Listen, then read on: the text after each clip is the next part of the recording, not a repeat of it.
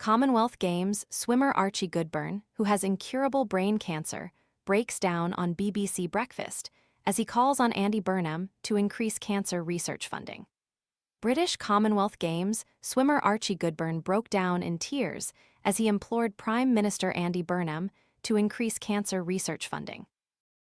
Goodburn, 25, was diagnosed with inoperable brain tumors at just 22 and has since campaigned tirelessly for increased awareness of the disease and for more money to be raised in the battle against cancer.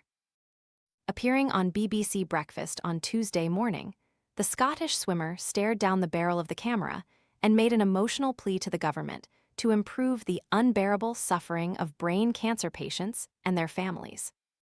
Andy Burnham, if you believe and want to make a change and a difference to the future of our country and our young population, please listen to us, Goodburn said as tears streamed down his face. Fruit flies taking over your kitchen?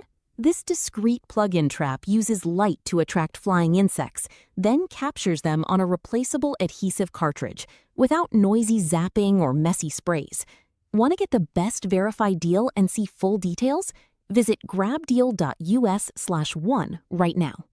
Please establish a national brain cancer lead and give us a chance to fight for our lives, because the things that patients are going through out there is unbelievable and so unjust. There are clinical trials around the world, in the US, in Australia, in China, that could change lives. We are not seeing them in the UK, and it is unfair and unjust. British Commonwealth Games swimmer Archie Goodburn broke down in tears live on the BBC. Goodburn implored Prime Minister Andy Burnham to increase brain cancer research funding. Please invest and make the difference. I'm on my knees begging for not just my own life, but for those of my best friends and those that are affected and the families around the country. It's been going for too long, and the suffering is unbearable. His emotional plea comes after the Rare Cancers Bill, aimed at improving research and trials into rare types of the disease, became law earlier this year. While Goodburn welcomed Scott Arthur MP's efforts in steering the Rare Cancers Bill into law, he believes much more must be done to tackle the extremely deadly disease. It's a step in the right direction, but it's not going to make the changes that we need, he added. I'm extremely grateful for Dr. Scott Arthur and the work he's done there. The Rare Cancers Bill covers 14 different types of rare cancers. Brain cancer is one of these in terms of incidence of diagnosis, but it's not the same in terms of the number of deaths it causes. Yes, it's rare, but it's extremely deadly. The Rare Cancers Bill establishes two new positions, a clinical lead and a research lead. These two roles are part-time across 14 different types of cancers, and they accumulate to 36 days a year. There's two roles to cover 14 different types of cancer and change the landscape of treatment. I do not see how 36 days a year is going to make that change for 14 different types of cancers, let alone the most deadly type of cancer. Goodburn, who has undergone significant challenges over the past few years since his cancer diagnoses, remarkably reached the 50m breaststroke final at the Commonwealth Games in Glasgow last week. Goodburn, who was diagnosed inoperable brain tumors at just 22, remarkably reached the 50m breaststroke final at the Commonwealth Games in Glasgow last week.